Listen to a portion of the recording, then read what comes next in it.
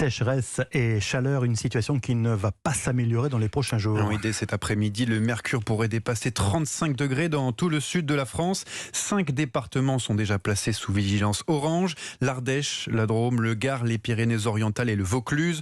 Une nouvelle vague de chaleur qui va s'installer même plusieurs jours. Alors comment les Français appréhendent ce nouvel épisode? Élément de réponse avec Louise Douillet.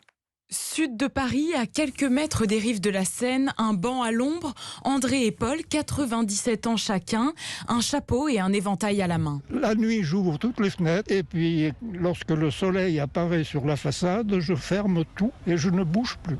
Ah, vous ne bougez plus, vous vous mettez devant la télé avec un livre? Qu'est-ce que vous faites? Un livre où j'écris.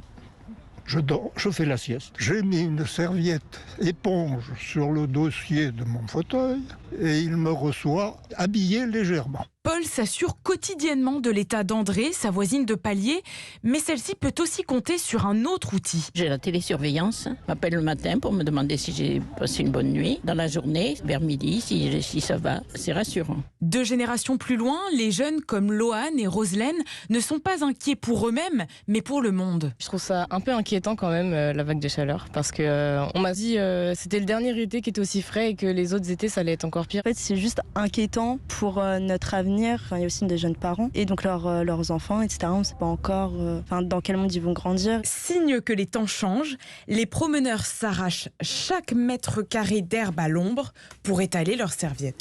Reportage de Louise Douillet.